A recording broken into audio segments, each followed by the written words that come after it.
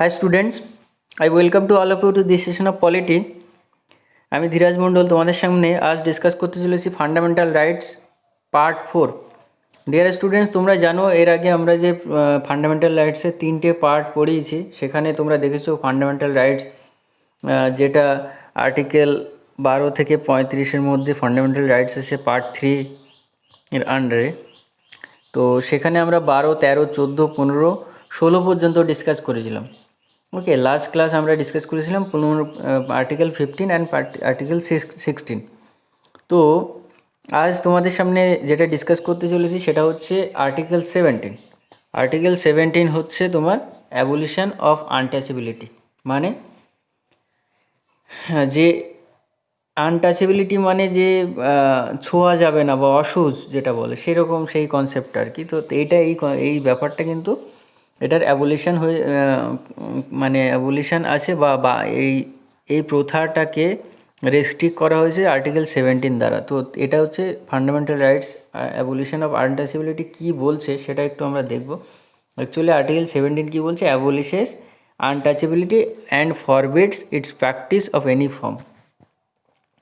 তো অ্যাকচুয়ালি আমরা যদি এই বিষয়টা একটু ভালো করে বোঝার চেষ্টা করি, তাহলে এই আনটাচেবিলিটি বিষয়টা মানে যে মানে উঁচু জাত নিচু জাত এই ব্যাপারটা, এটা কিন্তু অ্যানসিয়েন্ট হিস্ট্রি থেকেই চলে এসেছে। মানে আমাদের সমাজে প্রথমে তোমরা জানো যে ব্রাহ্মণ, ক্ষত্রিয়, বৈশ্য, শূদ্র এরকম 4টে শ্রেণীর মানুষ, মানে 4টে শ্রেণীতে ভাগ করা হতো।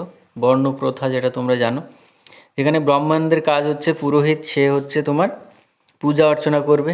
ক্ষত্রিয় কী করবে?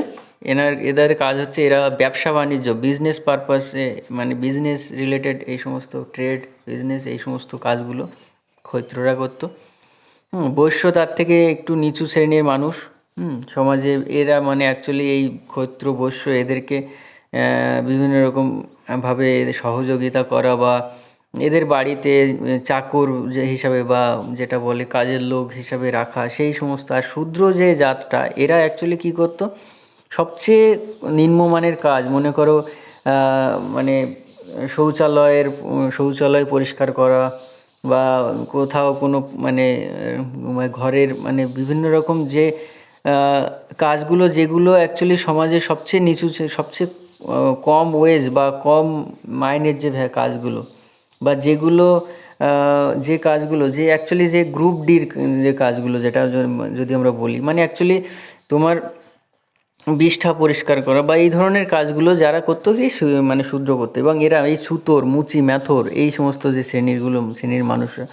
তো অ্যাকচুয়ালি কী হয়েছে, এটা কিন্তু সমাজে সেই পুরনো আমল থেকেই কিন্তু চলে এসেছে। এই আনটাচেবিলিটি যে ব্যাপারটা সমাজে, উঁচু জাত নিচু, এটা কিন্তু মানে অটোমেটিক সমাজে ইম্পোজ হয়ে এসেছে। মানে কি, যে এ ব্রাহ্মণ মানে এ সবসময় একটা উঁচু মানের একজন লোক, এনার সঙ্গে সবসময় রাজাদের সঙ্গে যোগাযোগ থাকবে, এনাদের অ্যাডভাইস বা উপদেশ নিয়েই কিন্তু সমাজে বাকি শ্রেণীরা চলবে। এই যে একটা ব্যাপার, বা ক্ষত্রিয়রা ব্যবসা বাণিজ্য নিয়েই চলবে, ঠিক আছে, ব্যবসা বাণিজ্য রিলেটেড কাজ ক্ষত্রিয়রা করবে। মানে ক্ষত্রিয় কখনো ব্রাহ্মণের কাজ করতে পারে না, বা ব্রাহ্মণ কখনো ক্ষত্রিয় কাজ করতে পারে না। কিন্তু তুলনামূলকভাবে যদি দেখি ব্রাহ্মণ আর ক্ষত্রিয়র দিক থেকে, তো ব্রাহ্মণ গ্রেটার দেন ক্ষত্রিয়, গ্রেটার দেন বৈশ্য, গ্রেটার দেন শূদ্র। তো এরকম ব্যাপারটা ছিল। তো অটোমেটিক সমাজে এরকম প্রথা হয়ে এসেছে যে মানে তোমার এই যে শূদ্র বৈশ্য, এরা অলরেডি যে সমাজে জন্মগ্রহণ করেছে, এরা শুধু সেবা করবে। উপরের ব্রাহ্মণ জাত বা উপরের ক্ষত্রিয়, এদেরকে সেবা শুশ্রূষা করার জন্য এদের জন্ম, বা এদের যে কাজগুলো, এদের বাড়ির যে এক্সট্রা কাজ বা এদের বাড়িতে যে সমস্ত নিচু মানের কাজ, সেই সমস্তগুলো এরা করবে। মানে সমাজে এইরকমভাবেই একটা প্রচলিত প্রথা কিন্তু চলে এসেছিল। সেখান থেকেই কিন্তু এই আনটাচেবিলিটির কনসেপ্টটা আসে। বোঝা গেল? তো আনটাচেবিলিটির কনসেপ্টটা এখান থেকেই কিন্তু তৈরি হয়, যে মানে একটা শূদ্র বা মানে একটা যদি মানে মুচি বা ম্যাথর যারা কাজগুলো করছে, এই কাজগুলো এরা এই কাজের জন্যই জন্মগ্রহণ করেছে। মানে এদের বাচ্চা কাচ্চাও এই কাজগুলো করবে। এরা কখনোই একটা অন্য মানে উঁচু মানের কাজ কিন্তু করতে পারবে না। বুঝতে পেরেছো আমি কী বলছি? তো এইভাবে কিন্তু সমাজে অপ্রচলিতভাবে এই জিনিসটা চলে এসেছে দিনের পর দিন।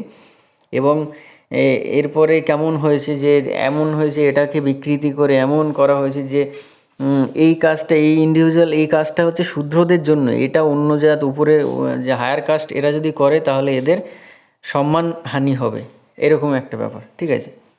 তো এইভাবে চলতে চলতে দেখা যায় মানে ইন্ডিয়াতে সেই আমরা যদি বলি তাহলে সেই একই পাত্রে জল খাওয়া যাবে না, সব উঁচু জাত নিচু জাতের বেশ বিষয়টা, ঠিক আছে। একই রাস্তা দিয়ে হাঁটা যাবে না, ছোট নিচু জাত যারা আছে, মানে নিচু জাত বলতে বোঝাচ্ছে সেই সেই সময়ের আমলে আমি টার্মগুলো কিন্তু ইউজ করছি, মানে এরকম ব্যাপারটা আর কি সমাজে কোনো একটা সময় ছিল, জাতপাত প্রথা যেটা। তো সেইখানে এই যে মানে শূদ্র এদের বাড়িতে এন্ট্রি করবে না কোনো ব্রাহ্মণ, যদি আসে তাহলে তার পায়ের যে মানে চামড়াগুলো কাটতে হয় তাকে, এরকম একটা ব্যাপার। বা ও যে রাস্তা দিয়ে যাচ্ছে সেই রাস্তা দিয়ে যেতে গেলে ওকে ঝাঁটা আর জল, গঙ্গা জল এই সমস্ত নিয়ে কিন্তু যে মানে যেতে হতো, মানে রাস্তা পরিষ্কার করতে করতে যাও তুমি, এরকম ব্যাপার। তো এই আনটাচেবিলিটি সমাজে যখন ছিল, তো মানে এটা কিন্তু যেমন চলে এসেছে প্রচলিতভাবে, কিন্তু এই আনটাচেবিলিটি যখন আমাদের কনস্টিটিউশন তৈরি হলো তখন বি আর আম্বেদকর কিন্তু এইটার উপরে একটা পাওয়ার দিল যে এই সমস্তগুলোকে বাতিল করতে হবে বা অ্যাবলিশ করতে হবে, এই সমস্ত প্রথাগুলো যেন না থাকে, ইন্ডিয়ান কনস্টিটিউশনের আন্ডারে একটা পাওয়ার দেওয়া হোক, যার আন্ডারে একটা অ্যাডভাইস করা হোক পিপল অফ ইন্ডিয়া যে এরা মানে উঁচু নিচু বলে কিছু নয়, সবার জন্য সমান একটা অধিকার, এটাই এর জন্যই ফান্ডামেন্টাল রাইটসের আন্ডারে আসে আনটাচেবিলিটি, বোঝা গেল? তো এর জন্য একটা স্পেশাল দেখো কোনো কিছু লাগু করতে গেলে কনস্টিটিউশনের মধ্যে দিয়েই লাগু করতে হবে, আদারওয়াইজ কেউ মানবে না। তো সেই আনটাচেবিলিটি যে কনসেপ্টটা সেই আশা করি বোঝা গেছে, এবং এটা এইভাবে এনফোর্স করা হয়েছে কি কনস্টিটিউশনের মাধ্যম দিয়ে। The enforcement of any disability arising out of untouchability shall be an offence punishable in accordance with law, মানে এটা যদি কেউ এই ধরনের পুরো প্র্যাকটিস যদি সমাজে করে তাহলে এটা অফেন্স মানা হবে, মানে এটার এগেনস্টে কিন্তু শাস্তি হতে পারে, ঠিক আছে।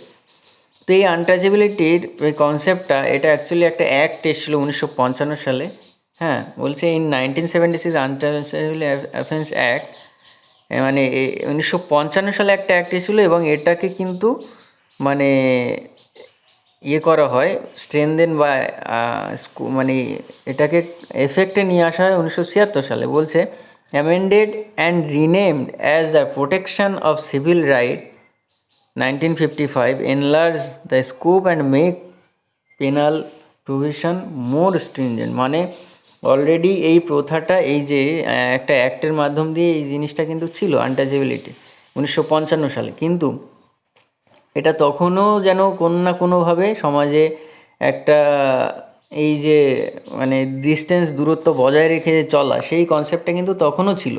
তার মানে আমি এটাই বলতে চাইছি যে যদি এরকম কিছু কেস থাকে তাহলে সেটা তো সমাজের পক্ষে সমাজে একটা ডিস্টেন্স তৈরি করবে মানুষের মধ্যে মানুষ, এই জন্য একটা এদেরকে প্রোটেক্ট করার জন্য সিভিল রাইট হিসাবে এটাকে আনা হয় 1976 সালে, যেটা 1955 সালে সেই অ্যাক্টটাকেই কিন্তু একটু এনলার্জ করে একটু ওর এটা বাড়িয়ে ওর এরিয়া পরিধিটা বাড়িয়ে আর এটাকে সিভিল রাইটসের মধ্যে আনা হয়, ঠিক আছে। এই যে টার্ম আনটাচেবিলিটি এটা কিন্তু ডিফাইন করা নেই কনস্টিটিউশনে, ঠিক আছে, বুঝলে। কিন্তু অ্যাকচুয়ালি এটা ডিফাইন এই জন্য করা নেই যে ডক্টর বি আর আম্বেদকর ভেবেছিলেন এটা দিনের পর দিন সমাজে এটা যদি আমি ডিফাইন করে যাই যে পার্টিকুলার এই ব্রাহ্মণ আর শূদ্র যে এর সঙ্গে কোনো রকম এ মানে এটা যদি লিমিটেড করে দেয় এই ডিফিনেশনটা যদি আমি বানিয়ে দিই তাহলে কি আমি সমাজে বিভিন্ন রকম সময় বিভিন্ন রকম প্রবলেম অ্যারাইজ হয়, তাহলে দিন মানে মানে টাইমের রেসপেক্টে কিন্তু এটা কিন্তু ফিক্সড হয়ে গেল। কিন্তু উনি এটা চাননি, উনি চেয়েছিলেন যে সমাজে বিভিন্ন রকম প্রবলেম অ্যারাইজ হবে বিভিন্ন সময়ে, কারণ বিভিন্ন টাইপের মানুষ, এবং তারা তাদের সুবিধার্থে সুবিধা বুঝে এই ডেফিনেশনটা ফিক্সড করবে, তাদের মতো করে এটাকে চেঞ্জ করতে পারে, বোঝা গেল। তো লিখেছে এটাই, untouchability has not been defined either in constitution or in act in the act. এইবার হাইকোর্ট মাদ্রাস হাইকোর্ট এটা একটা ফিক্সড করে দিয়েছিল, মানে একটা ডেফিনেশন দিয়েছিল। তো কি বলছে মাদ্রাস হাইকোর্ট, বলছে আর্টিকেল 71 বলছে refers to the social disability imposed on certain class of person by reason of their birth in certain caste, মানে যদি কোনো একটা ব্যক্তি কি কোথায় জন্মগ্রহণ করেছে বা কি জাত হিসাবে যা কি যা কোন ধর্মে এই ধরনের ব্যাপারটা জন্মগ্রহণ করেছে সেই তার এগেনস্টে কিন্তু এই আনটাচেবিলিটি অ্যাবলিশ হবে বা এটা গ্রান্ট হবে, কিন্তু does not cover social boycott of few individual and their exclusion from the religious service. মানে ব্যাপারটা মনে করো তাহলে কিছু কিছু যখন মাঝে মাঝে মানে এরকম হয় কিছু কেস যে পার্টিকুলার একটা গ্রাম, মনে করো এক্স একটা গ্রাম, এই গ্রামে বেশিরভাগ কুষ্ঠরোগী, বা একটা গ্রাম এই গ্রামে বেশিরভাগ যে কলেরা, ঠিক আছে, মানে এরকম ব্যাপার আছে। মানে মানে আমি অ্যাকচুয়ালি বলতে চাইছি যে একটা গ্রাম, সেখানে সেই এক্স গ্রামে কিছু একটা রোগ হয়েছে, রোগটা হচ্ছে ওয়াই, কিন্তু রোগটা ছোঁয়াচ, তাহলে কি হবে যে এটা কিন্তু রেস্ট্রিক্ট করতে পারে গভর্নমেন্ট অফ ইন্ডিয়া বা সেই পার্টিকুলার ব্লক থেকে যে এই গ্রামে কিন্তু কোনো মানুষ আসা যাওয়া করতে পারবে না, বা এরা কিন্তু কোনো বাইরের কোনো গ্রামের সঙ্গে মানে তোমার ইয়ে টাচে আসতে পারবে না। তো এটা কিন্তু আনটাচেবিলিটি নয়, বা কোনো একটা রিলিজিয়াস পয়েন্ট অফ ভিউ থেকে কিন্তু এটা কিন্তু এক্সক্লুড করা হয়েছিল। মাদ্রাজ হাইকোর্ট কিন্তু এই কেসটা করেছিল যে আনটাচেবিলিটি ডেফিনেশন নেই, এটা কিন্তু বলেছিলাম, ঠিক আছে, যে অ্যাকচুয়ালি তুমি যদি তোমার যদি এই পার্টিকুলার মানে কোনো একটা পার্টিকুলার একটা প্রবলেম বা কোনো একটা বয়কট, সোশ্যাল বয়কট হয়েছে, এটা হচ্ছে সোশ্যাল বয়কট, সামাজিক একটা নির্দেশ মানে বয়কট করা হয়েছে, সেই তার এগেনস্টে কিন্তু এটা কিন্তু লাগু হবে না। বোঝা গেল? তো আশা করি এতটা পর্যন্ত পয়েন্ট ক্লিয়ার হয়েছে। এবার দেখো নেক্সট স্লাইডে যেটা বলছে protection of civil rights act 1955। দেখো এই protection of civil rights act of 1955 এটা এসেছিলো, এটা মানে আরও স্ট্রেনদেন করার জন্য, যে abolition or untouchability, abolition of untouchability যেটা বলছে, the offence committed on the ground of untouchability are punishable either by imprisonment of 6 months আর নয়তো 500 টাকা ফাইন, ঠিক আছে। মানে এই দুটোই হতে পারে। তো এটা অ্যাকচুয়ালি কিন্তু এই 1955-এর civil protection of civil right act এর মাধ্যম দিয়ে এসেছিলো যে তোমার যদি তুমি এটাকে ভায়োলেট করো তাহলে ফাইন হতে পারে আইদার 6 months আর নয়তো 500 টাকা ফাইন হতে পারে। সেই সময় 500 টাকা মানে অনেক বেশি টাকা, ঠিক আছে, এখনকার মনে করো 5 লাখ টাকা সমান, ঠিক আছে। তো তো আর অথবা দুটোই হতে পারে, ঠিক আছে। তো এরকমভাবে কিন্তু একটা রেস্ট্রিকশান রাখা হয়েছিল যে যদি কেউ ভায়োলেট করে তাহলে তাকে কিন্তু পানিশমেন্ট দেওয়া হবে কোর্টের তরফ থেকে। এরপরে কি বলছে, person convicted of untouchability disqualified, যদি কনভিক্টেড হয় যে মানে আনটাচেবিলিটি হয়েছে তাহলে ডিসকোয়ালিফাইড কী হবে, election to the parliament or state level, মানে কোনো এমপি বা এমএলএ সে কিন্তু হতে পারবে না। তোমরা জানো এমপি এমএলএ হতে গেলে তোমাকে সিটিজেন অফ ইন্ডিয়া হতে হবে, একটা এমএলএ বা এমপি হতে গেলে তোমাকে 25 years এজ হতে হবে, ঠিক আছে, যদি লোকসভা বা বিধানসভা হয়। আর যদি রাজ্যসভা হয় তাহলে 30 বছর হতে হবে, আর যদি প্রেসিডেন্ট বা গভর্নর হতে হয় তাহলে 35 বছর তোমার এজ হতে হবে।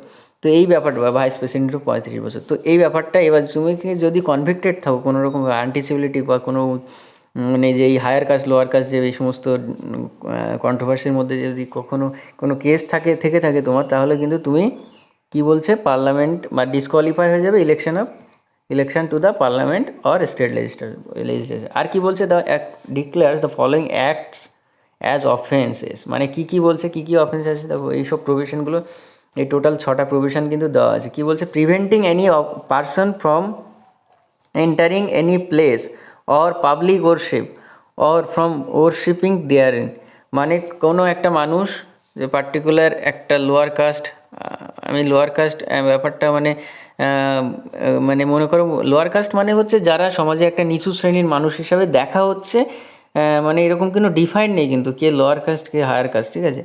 মানে অ্যাকচুয়ালি এখানে আমরাই সমাজে একটা এই স্বীকৃতিটা দিয়েছি, তো এটা অবশ্যই খুব খারাপ, কিন্তু জাস্ট এটা বোঝানোর জন্য বলা হচ্ছে যে লোয়ার কাস্ট মানে পার্টিকুলার ওই মানুষটা কিছু না কোনোভাবে ডিসক্রিমিনেট হয়ে এসছে, মানে কোনো বা ওই টাইটেলের মানুষটা কোনো না কোনোভাবে অতীতে ডিসক্রিমিনেট হয়ে এসছে বা সুযোগ সুবিধা বা শোষিত হয়েছে সমাজ থেকে, ঠিক আছে।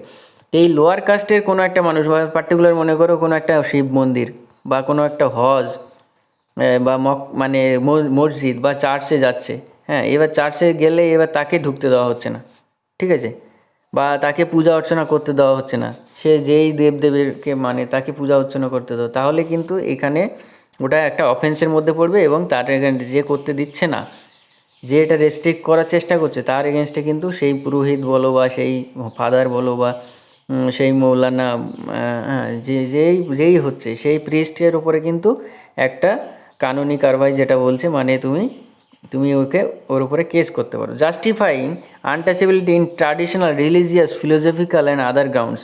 ঠিক আছে, তোমার ট্র্যাডিশন, তোমার রিলিজিয়াস, তোমার ফিলোসফি, এই সমস্ত এগেনস্টেও কিন্তু এই আনটাচেবিলিটি করা যায় না। ঠিক আছে, যেমন হচ্ছে যে পার্টিকুলার মনে করো মুসলিম কোনো সম্প্রদায়ের মানুষ, সে একটা এমন একটা বই লিখেছে কোনো একটা, আর যে বইটা পাবলিশ করবে সে হিন্দু, সে এটাকে পাবলিশ করছে না। তো এই সমস্ত বিষয়গুলো কিন্তু মানে আনটাচেবিলিটির মধ্যেও চলে আসে। ঠিক আছে, আর কি বলছে, denying access to any shop, hotel or places of public entertainment. মানে মানে মনে করো আমি একটা লোয়ার কাস্টের লোক, সে আমি আমি গেছি কোনো একটা রেস্টুরেন্টে, 5 স্টার হোটেল বা কোনো একটা রেস্টুরেন্টে গেলাম, গিয়ে আমি চাইলাম কিছু একটা, যাবো সাপোজ চিকেন বিরিয়ানি বা মটন বিরিয়ানি আমি অর্ডার করলাম, কিন্তু আমাকে দেওয়া হচ্ছে না। আগে জিজ্ঞেস করছে তা আপনি কোন ধর্মের লোক বা কোন জাতের লোক, হ্যাঁ আপনার জাত কী, আপনার কাস্ট কী, সেই বেসিসে কেউ কাউকে দেখা হলো ডিনাই করছে যে আপনাকে আমরা আপনার কাছে মাল বিক্রি করব না, বা আপনাকে আমি এই সার্ভিস প্রোভাইড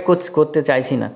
বা কোনো একটা হোটেলে থাকা, যেটা বি.আর. আম্বেদকর ফেস করেছিল, যে একটা রুম চাইছিলেন রেন্টে, কিন্তু সে মানে মানে জাস্ট সমাজে দলিত শ্রেণীর মানুষ ছিলেন বলে সে কিন্তু পায়নি। তো এরকম কিন্তু ফেস করেছে, তোমরা যদি পড়ে থাকো ডক্টর বি.আর. আম্বেদকরের উপরে, তো উনি কিন্তু এই সমস্ত জিনিসগুলো ফেস করেছিলেন সেই সময়। ঠিক আছে, তারপরে কোনো একটা পাবলিক এন্টারটেনমেন্ট, মানে সিনেমা হল, তুমি সেখানে ঢুকতে পারছো না, তোমার টাইটেল বা তোমার তোমার কাস্ট দেখা হচ্ছে। ঠিক আছে, insulting a person belonging to schedule caste on the ground of আন্টাল, এই যে শিডিউল কাস্ট যেটা তপশিলি জাতি বলছে বা দলিত সম্প্রদায়, এদেরকে ইনসাল্ট করছো তুমি, তাহলে কিন্তু তুমি এই কেসের মধ্যে চলে আসবে। Refusing to admit person in hospital educational institution, কোনো একটা শিক্ষণীয় জায়গা, সেখানে তুমি দলিত সম্প্রদায় বা নিচু জাত যারা আছে তাদেরকে তোমরা করছো না, মানে তাহলে তাদেরকে অ্যাডমিট করছো না, বা কোনো হসপিটালে তুমি ভর্তি নিচ্ছ না, তাহলেও কিন্তু তুমি এই কেসের মধ্যে পড়ো। আর কি বলছে, preaching untouchability directly or indirectly, হ্যাঁ মানে আনটাচেবিলিটি যেটা সেটা তুমি পালন করছো, পরিচালনা করছে, ইনডাইরেক্টলি ডাইরেক্টলি মানে কাউকে দিয়ে, মানুষের দ্বারা, আবার নিজেও সরাসরি ডাইরেক্টলি করছো।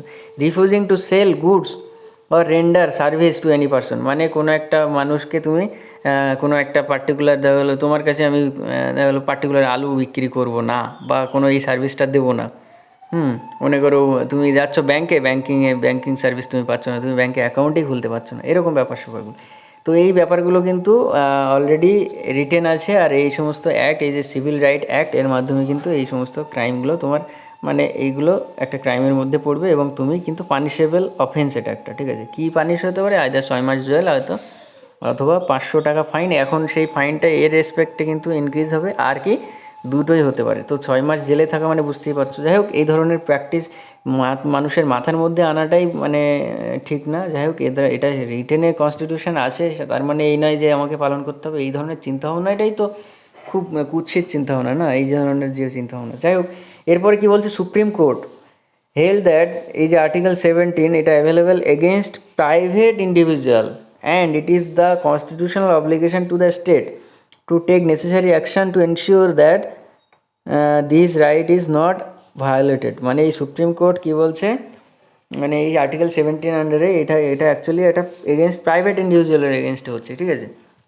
কোনো একটা পার্টিকুলার ব্যক্তি, হ্যাঁ তার এগেনস্টে হচ্ছে। মানে কি, মনে করো এটা হায়ার কাস্ট, এটা একটা লোয়ার কাস্ট, এবার হায়ার কাস্ট আর হায়ার কাস্ট লোয়ার কাস্টকে শোষিত করছে বা কিছু সুযোগ সুবিধা থেকে বঞ্চিত করছে। মানে মনে করো এই পার্টিকুলার লোয়ার কাস্টের লোকটা বিডিও অফিসে গেল, সেখানে ও একটা রেশন কার্ডের জন্য আবেদন করেছিল, রেশন কার্ড নিতে যাচ্ছে, এবারে বারবার ডিসক্রিমিনেট করছে, না তুমি আমি হয়নি বা হবে না, বা এই সুযোগ সুবিধা নেই, বা তুমি পরে এসো, দেরি, এইভাবে বিভিন্ন রকমভাবে তাকে অত্যাচারিত হচ্ছে। বা কোনো একটা লোয়ার কাস্ট, সে চাকরি করছে, হ্যাঁ এর হায়ার কাস্টের কেউ একজন আছে, এবার ওর প্রমোশন আটকে দিচ্ছে, বা একে অ্যাপয়েন্টমেন্টই করলো না, ইন্টারভিউতে গিয়ে আটকে দিল। এই সমস্ত প্র্যাকটিস কিন্তু করা যাবে না।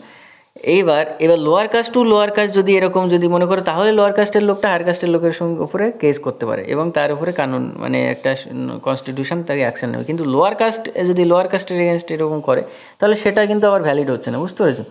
তো এইটা একটা তোমার একটা ডিফারেন্স থাকতে হবে, তাহলে এই ভ্যালিডটা হবে। যাই হোক, বোঝা গেল। এরপরে আমরা আসছি অ্যাবলিশন অফ টাইটেল খুব ইম্পর্টেন্ট আর্টিকেল 18, ওটা 17 চলে গেলো, এটা হচ্ছে আর্টিকেল 18। তো দেখা যাক এখানে কি বলছে। এখানে কি বলছে, abolition of title basically article 18-এ বলছে তুমি যদি ইন্ডিয়ান হও এবং তুমি মানে যদি কোনো টাইটেল ধারণ করো সেটা অ্যাবলিশ, মানে সেটা করতে পারবে না। মানে কি, abolishes title and makes 4 provision in that regards. কী কী provision? Prohibits the state from conferring any title, prohibits a citizen of India from accepting any title from foreign state, a foreigner holding any office of profit or trust under the state cannot accept any title from any foreign state without the consent of the president. Number 4 বলছে no citizen or foreigner holding any office of profit or trust under the state is to accept any present in emolument or office from any under any foreign state without the consent of the president. দেখো, abolition of the title মানে বলছে তুমি কোনো title ধারণ করতে, উপাধি ধারণ করতে পারবে না। দেখো আগেকার দিনে যখন তোমরা যদি দেখো যে 1857-58 সেই সময় কি মহারানী ভিক্টোরিয়া, হ্যাঁ তোমরা জানো যে রানী এলিজাবেথ, তো এখানে কুইন, নামের আগে কুইন, নামের আগে কিং, হ্যাঁ নামের আগে প্রিন্স, হ্যাঁ নামের আগে প্রিন্সেস, ঠিক আছে, এই সমস্ত নামগুলো, রায় বাহাদুর, মহারাজা, দেখা গেলো আমরা বলছি যে মহারাজা ধীরাজ, ওকে, তো মহারাজা কিন্তু মানে এই যে ব্যাপারটা, রায় বাহাদুর, রায় সাহেব, দিওয়ান বাহাদুর, হ্যাঁ এই সমস্ত না, এগুলো কিন্তু এই টাইটেলগুলো ব্যান। মানে তুমি মানে এটা হচ্ছে যে ডিসেন্ট বা যে নেপোটি, মানে যে ব্যাপারটা ছিল যে রক্তের সম্পর্কে, যদি আমার বাবা যদি রাজা ছিল তাহলে আমিও তাহলে রাজকুমার, ঠিক আছে, এই ব্যাপারটা কিন্তু কী হয়েছে ইন্ডিয়ান কনস্টিটিউশনে কিন্তু অ্যাবলিশ করেছে যে এটা তুমি আর্ন করে নিয়ে আসুন, এটা তোমাকে তোমার বংশ পরম্পরায় না, তুমি এটা হোল্ড করতে পারো না, এটা আর্টিকেল 18 বলছে। কিন্তু আর্টিকেল 17 আর 18-এর মধ্যে ডিফারেন্স কি, এখানে আনটাচেবিলিটি, মানে কোনো রকম কোনো তোমার সঙ্গে ডিসক্রিমিনেট করলে বা এই যে অসুজ যে ব্যাপারটা, তাহলে তোমার কিন্তু সুপ্রিম কোর্টে যেতে পারো। কিন্তু এই 18 এটা যদি কেউ ভায়োলেট করে তাহলে এটা তুমি অ্যাডভাইস করতে পারো, তাকে ফোর্সফুলি বলতে পারো, কিন্তু তার মানে এই নয় তোমাকে পানিশমেন্ট দেবে, এই ব্যাপারটা কিন্তু মাথায় রাখতে হবে যে 18 আন্ডারে কিন্তু পানিশমেন্ট বা কোর্টে তোমাকে মানে হতে হবে, মানে তোমাকে জেল খাটতে হবে, এরকম ব্যাপারটা নয়, এটাকে তোমাকে ব্যান করে দেবে এটা, এবং তোমাকে অ্যাডভাইস দেওয়া হবে যে না তুমি এটা করতে পারো না। কিন্তু এই যে মিলিটারি যে সমস্ত লেফটেন্যান্ট গভর্নর, ভারতরত্ন, পদ্মভূষণ, পদ্মবিভূষণ, ঠিক আছে, এই সমস্তগুলো কিন্তু আবার এর মধ্যে পড়ছে না, টাইটেলের মধ্যে পড়ছে না, এগুলো হচ্ছে অ্যাওয়ার্ডের মধ্যে পড়ছে। মানে তুমি আর্ন করেছো তোমার ক্ষমতায়, তোমার অধিকার, মানে তুমি মানে তোমার কোয়ালিফিকেশান অনুযায়ী বা তুমি ওই জিনিসটা, ওই সম্মানটা তুমি পেয়েছো, এই একটা ডিগনিটি বা একটা সম্মান যে দেওয়া। তো ভারতরত্ন যেটা আমাদের অনেকেই পেয়েছে ভারতরত্ন, তুমি জানো সচিন টেন্ডুলকার ভারতরত্ন তো পেয়েছে, তোমার আমাদের লতা মঙ্গেশকর ভারতরত্ন। তো এই ভারতরত্ন এগুলো কিন্তু মানে অ্যাকচুয়ালি এটা একটা অ্যাওয়ার্ড বলে, ঠিক আছে, এই পদ্মভূষণ, পদ্মশ্রী, ভারতরত্ন, পদ্মবিভূষণ, এগুলো এবার দেখো কি বলছে যে তুমি এই বেসিসে কিন্তু এ করতে পারবে না। Prohibits the state to conferring any title, কোনো তুমি টাইটেল অ্যাকোয়ার করতে পারবে না, ফরেন টাইটেল কেউ যদি দেয় বা বিদেশ থেকে দেয় তাও তুমি নিতে পারবে না, ঠিক আছে, ঠিক আছে। তো এই সমস্ত ব্যাপারগুলো কিন্তু অ্যাবলিশন অফ টাইটেলের মধ্যে লেখা আছে, এবং আর্টিকেল 18-এর আন্ডারে এটা কিন্তু আছে ইকুয়াল স্ট্যাটাস ফর অল, সবার জন্য একই। মানে এরকম নয় যে আমি একটা সাধারণ ছেলে বলে আমি টাইটেল ধারণ করতে পারবো, এবং মানে তোমার প্রেসিডেন্টের ছেলে হলে সে টাইটেল ধারণ করতে পারবে, এরকম ব্যাপার নয়, ঠিক আছে। আর এই যে in 1996 supreme court upheld the constitution validity of the national award Bharat Ratna, এইগুলো কিন্তু 1996-তে গিয়ে সুপ্রিম কোর্ট এর মর্যাদাটা দিয়েছে যে এই সমস্ত অ্যাওয়ার্ডগুলো কিন্তু এগুলো কিন্তু করতে পারবে, কোনো সমস্যা নেই। বোঝা গেল? তার আপাতত এইটা ক্লিয়ার হলো। তারপরে দেখো কি বলছে, it ruled that this award do not amount to title within the meaning of Article 18 that prohibits only hereditary title of nobility। দেখো এইখানে বলছে যে কোনো একটা মানে একটা অ্যাকচুয়ালি কোনো একটা তুমি যদি তোমার হেরিডিটারি মানে হচ্ছে মানে তুমি যদি তোমার বাবা বা মা কেউ যদি রক্তের সম্পর্কে থেকে থাকে, সে যে টাইটেলটা ধারণ করেছিল, যে মহারাজা, মহারানী, তো তুমি কিন্তু এটা হেরিডিটারি মানে তোমার জন্ম পরম্পরায় তুমি কিন্তু ওটা পাবে না, ঠিক আছে? এটা আর কি এখানে এটাই বলা হয়েছে যে তুমি কিন্তু সেটা নিতে পারবে না। সেটা পুরনো যুগে ছিল যা ছিল অনেকে জমিদার বংশের ছিল। হুম। তো এই সমস্ত বিষয়গুলো কিন্তু এখানে আর্টিকেল 18-এ বলা হয়েছে। কি বলছে? Therefore there are not violative of article 18 as the theory of equality does not mandate to merit should mandate that merit should not be recognized, ঠিক আছে? আচ্ছা, নেক্সট এরপরে বলছে কি, তুমি সাফিক্স, তুমি যে ভারতরত্ন পেয়েছো, ঠিক আছে? মানে কোনো কিছু কিন্তু এই যে সাফিক্স প্রেফিক্স মানে তোমার আগে ভারতরত্ন, লতা মঙ্গেশকর বা ভারতরত্ন, লতা মঙ্গেশকর ভারত, এই সমস্ত সাফিক্স প্রেফিক্স এই অ্যাওয়ার্ডই যারা আছে তারা কিন্তু এটা থেকে দূরে থাকতে হবে। মানে তুমি তার মানে এই নয় যে তুমি নামের আগে ভারতরত্ন মানে লতা মঙ্গেশকর লিখবে, এরকম ব্যাপারটা নয়, ঠিক আছে? এই ন্যাশনাল অ্যাওয়ার্ডটা কবে এসেছিলো? 1954 সালে, সবাই জানে ন্যাশনাল অ্যাওয়ার্ড এসেছিলো। এটা জনতা পার্টি, এটাকে মোরারজি দেশাই আবার ডিসকন্টিনিউ করে দিয়েছিল 1977-এ, মানে এটা বাতিল করে দিয়েছিল ন্যাশনাল অ্যাওয়ার্ড। তারপরে আবার রিভাইভ করেছিল কে? ইন্দিরা গান্ধী গভর্নমেন্ট 1980 সালে, ঠিক আছে?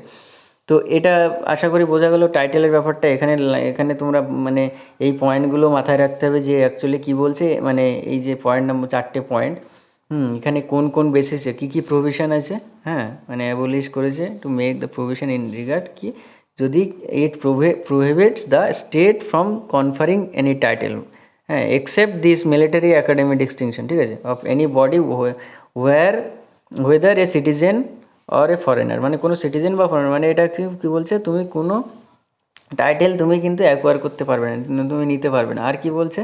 প্রোহিবিটস a citizen of India from accepting any title from foreign, মানে কোনো বাইরের কোনো দেশ থেকে কেউ তোমাকে দিতে চাইছে, ঠিক আছে? যেমন আমরা কিন্তু ভারতরত্ন দিয়েছিলাম স্যার, খান আব্দুল গফ্ফার খানকে দিয়েছিলাম, সে পাকিস্তানি, সেও কিন্তু ভারতরত্ন। এটাও কিন্তু কোশ্চেন আসে যে কে, কাকে আমরা দিয়েছিলাম, সে ইন্ডিয়ান থেকে নয়, পাকিস্তানি, তবুও দিয়েছিলাম। তো যাই হোক, তো ব্যাপারটা হচ্ছে এইটা কিন্তু আমরা কিন্তু কোনো ফরেন কান্ট্রি যদি দিতে চাই আমরা নিতে পারবো না। আর কি বলছে? ফরেনার হোল্ডিং এনি অফিস, কোনো একটা ফরেনার যে হোল্ড করে আছে office of profit or trust under state can not accept any title from any foreign state without the consent, মানে কোনো একটা বাইরে মানে প্রেসিডেন্টের কনসেন্ট ছাড়া কিন্তু সে কিন্তু কোনো হোল্ড করতে পারবে না, কোনো রকম কোনো মানে কি বলবো টাইটেল হোল্ড করতে পারবে না, ঠিক আছে? বোঝা গেল? তো এটা 3 নম্বর পয়েন্ট আশা করি বলুন, can not accept any title বলে দিয়েছে, হ্যাঁ। আর কি বলছে লাস্ট হচ্ছে এটা, no citizen of foreigner holding any office of profit or trust under the state is to accept any present involvement or office from under any foreign state without the consent of the president. তো একই কথা এখানেও বলছে, প্রেসিডেন্টের consent ছাড়া কিন্তু কোনো citizen আর foreigner মানে যে হোল্ড করে আছে অফিস অফ প্রফিট আর ট্রাস্ট, হ্যাঁ, সে হচ্ছে কী বল স্টেট টু অ্যাকসেপ্ট এনি মানে কোনো রকম কোনো টাইটেল বা কিছু মানে তোমার অ্যাকসেপ্ট করতে পারবে না। বোঝা গেল?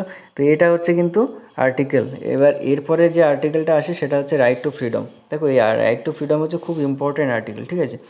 এইখানে তোমার এই যে ফান্ডামেন্টাল রাইটসের মধ্যে আর্টিকেল রাইট টু ফ্রিডম আর রাইট টু ইকুয়ালিটি, এই দুটো কিন্তু খুব ইম্পর্টেন্ট। এখানে দেখো, এখানে আর্টিকেল 19 কি বলছে? All citizen guarantees that Democratic right দেওয়া হচ্ছে 6টা প্যারামিটারের উপরে। Right to freedom of speech and expression, হ্যাঁ, মানে তুমি যা খুশি মানে তোমার বক্তব্য তুমি রাখতে পারো, তোমার এক্সপ্রেশন তুমি দিতে পারো। Right two assemble peacefully without arms, right to form association or union or cooperative society, right to move freely throughout the territory of India, right to reside and settle in any part of the territory of India, right to practice any profession or to carry on any occupation, trade or business। হ্যাঁ, তাহলে originally এই 7টা right ছিল constitutionally, কিন্তু একটা এই right two property কিন্তু এটা কিন্তু বাতিল করে দেওয়া হয়েছে। এটা 44th কনস্টিটিউশনাল অ্যামেন্ডমেন্ট অফ 1978, এখানে এটাকে নিয়ে যাওয়া হয়েছে তোমার 300 ঠিক আছে? তা আর্টিকেল এইটা কিন্তু চেঞ্জ করে দেওয়া হয়েছে রাইট টু প্রপার্টি। তো এইগুলো কিন্তু আমরা ডিটেলসে আলোচনা করব, হ্যাঁ। মানে এখানে তোমার আজকে আমি এটা নিয়ে আলোচনা করব না, এই রাইট টু ফ্রিডম আমরা নেক্সট ক্লাসে মানে ডিসকাস করব। এখানে অনেক কিছু বলার আছে, এখানে প্রত্যেকটা পয়েন্ট টু দ্য পয়েন্ট আমরা ডিসকাস করব এখানে। এই 6টা কেন রাইট টু প্রপার্টিটা কেন ফান্ডামেন্টাল রাইটসের থেকে বের করে নেওয়া হয়েছে, ঠিক আছে? তো এই সমস্ত এটা অ্যাকচুয়ালি মানে কেন 300 ইয়েতে নিয়ে চলে যাওয়া হয়েছে, হ্যাঁ, তো কী কারণ ছিল, বা এই যে প্রত্যেকটা মানে এই ফ্রিডম অফ স্পিচ এটা কি, কারা কারা এখান থেকে এই রাইটটা পায়, আমার কি কি রাইট আছে রাইট টু ফ্রিডমের আন্ডারে, তো এই সমস্ত লেকচারগুলো কিন্তু এগুলো আমরা নেক্সট ক্লাসে কিন্তু দেখব। আশা করি ভিডিওটি ভালো লেগেছে, এখানেই লেকচারটা রাখছি। এরপরের ক্লাসে আমরা পড়বো রাইট টু ফ্রিডম। ঠিক আছে, বোঝা গেল? Thank you for listening. Jai Hind.